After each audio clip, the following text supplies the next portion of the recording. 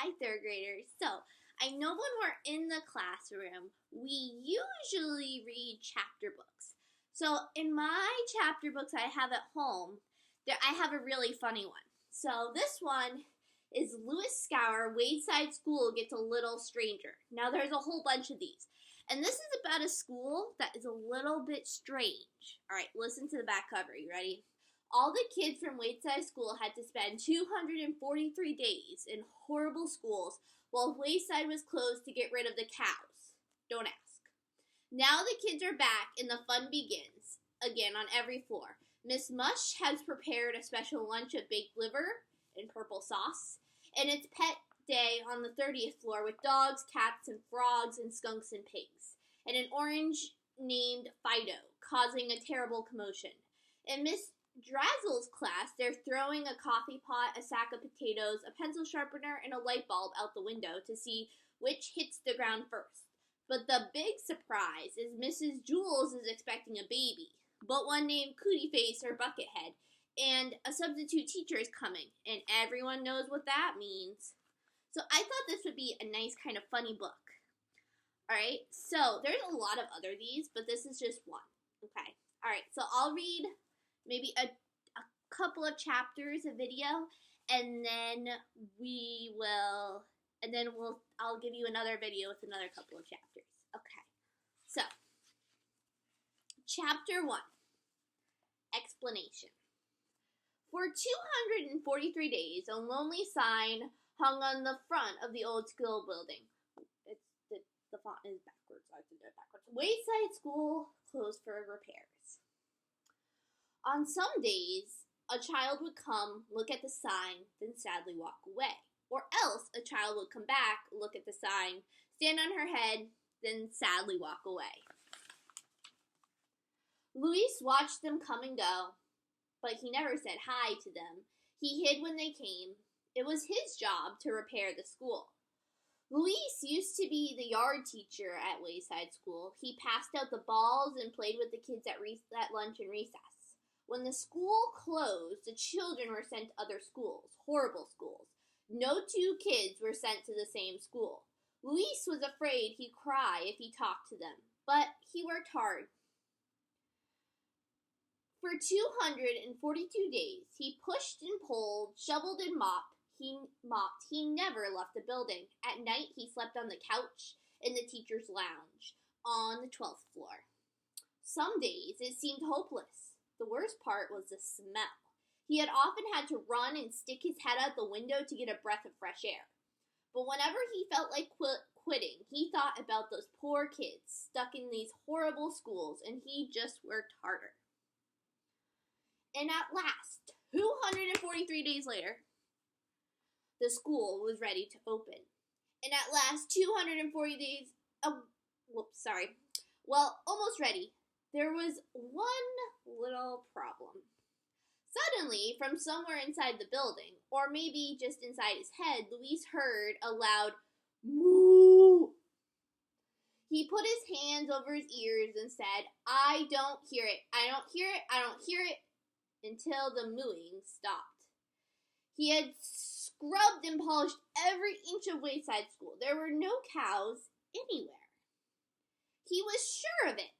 Still, every once in a while, he heard something go, moo, or at least he thought he did. He took the sign off the door.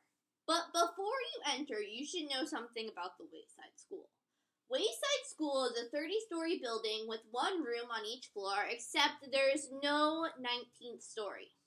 Miss Jules teaches the class on the 13th story. Miss Zarvase teaches the class on the 19th story. There is no Miss Zarvase. Understand? Good. Explain it to me.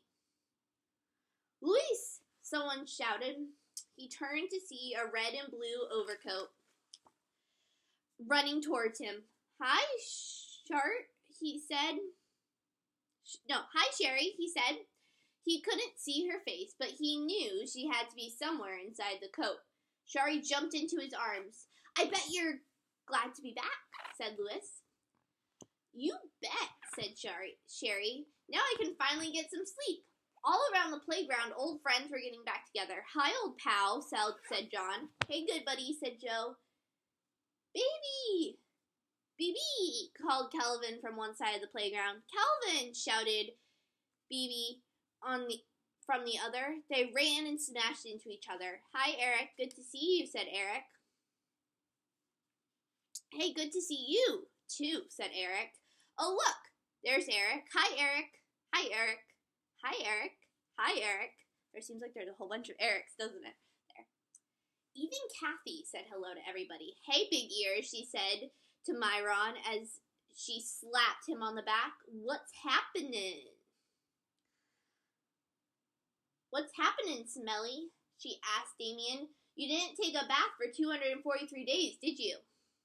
"Hi, Allison. Did you get uglier while you were away, or were you always this ugly and I just forgot?" All right, that's a little mean. Don't ever say that to someone.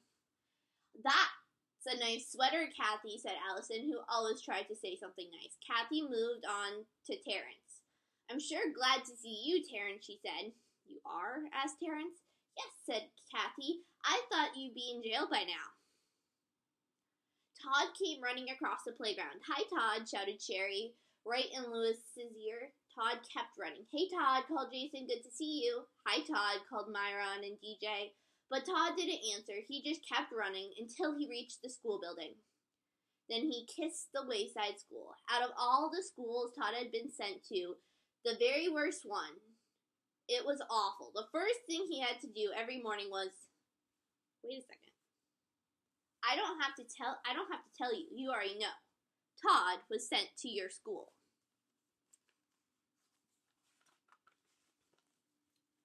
Chapter 2. A Message from the Principal. Damien hurried up the stairs. He couldn't wait to see Miss Jules, his favorite teacher in the whole world.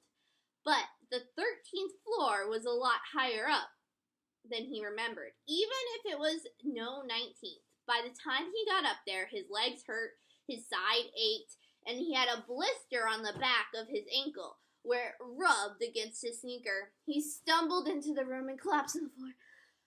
"Hi, Mrs. Jules," he gasped. "Hi, Damien. Welcome back," said Miss Jules. Damien looked up at her. Something seemed different about her, but he wasn't sure what it was. "Oh, Damien, would you do me a favor?" she asked. "Sure," said Damien. "I left my pencil in the office," said Miss Jules. "Would you mind going down and getting it for me?" "No problem," said Damien. "It's yellow," said Miss Jules. "It has a point at one end and a red eraser at the other." Damien got to his feet and headed down the stairs. One by one, the other children staggered into the classroom, huffing and puffing. They were all out of shape. Still, they were very excited to be back in Miss Jules' class. Shouts of joy could be heard from every corner of the room. Miss Jules held up 2 fingers. All of the children became quiet. Joy stopped shouting. That's kind of what we do, right? Miss Jules told the children to sit at their old desks. "So, did anyone learn anything at your other schools?" she asked. Mac raised his hand. "Oh!" he grunted. "Yes, Mac," said Miss Jules. "Civilization," declared Mac. "What about civilization?" asked Miss Jules. "We learned it," said Mac. "That's very impressive," said Miss Jules. "Would you like to tell the class something about civilization?" Mac thought a moment. "I don't remember," he said, "but I know we learned it." "That's good, Mac," said Miss Jules. "Anyone else learn anything?" Rondi raised her hand. "Evaporation," she said. "Good," said Miss Jules. "What is evaporation?" "I don't know," said Rondi. Diana raised her hand. "I learned about exaggeration," she said. "It was all my teacher ever talked about. We had like 10,000 tests on it, and the teacher would kill you if you didn't spell it right." "That's very good, Dana," said Miss Jules. "You learned your lesson well." "I did?" asked Miss Dana. Miss Jules shrugged. "Well, I guess we'll just have to continue where we left off." Just then, Mr. Kidwater's voice came over the PA system. "Good morning, boys and girls." Mr. Kidwater was the principal. He paused a moment because he thought every kid in the school was saying, "Good morning, Mr. Kidwater," back to him. Nobody said it. Sherry buried her head in the huge coat, closed her eyes, and went to sleep. Welcome back to Wayside School, said Mr. Kidwater. I know, I'm sure glad to be back. It was wonderful to see all your bright and chipper faces this morning. I missed every single one of you. And welcome back to Miss Mush, too. Today's lunch menu will be baked liver and purple sauce. Miss Mush actually cooked this before school was closed, but she assures me it still tastes as tasty as ever. Gross. I don't know if I would want to eat that. I'm sure it is, said Myron. A safety reminder. Now, it has been a while since you've had to rush up and down the stairs. I want to make sure there are no accidents. So remember this simple rule. When you go up the stairs, stay to your right. When you go down the stairs, stay to your left. That way, there should be no problem. Okay, let's all have a good day. And remember, I'm your friend and you're my friend. And if you ever need a friend, you can always come to me. Isn't that nice, said Miss Jules. What a bunch of baloney. There I was, lying on a bench in Jamaica, when suddenly I got a fax that the dumb school was back open. Well, those kids better not bother me, my friends. That's a joke. Like, I would really want to be friends with those little snot-nosed. What? Don't tell me to shut up. You shut up. What's on? You mean they're hearing what I'm saying this very second? Well, how do you turn it off? What button? I don't see a red button. There's no red button. Oh, hear it.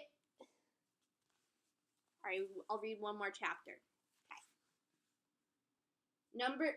Chapter 3, Poetry. And look, there's a pig with an umbrella.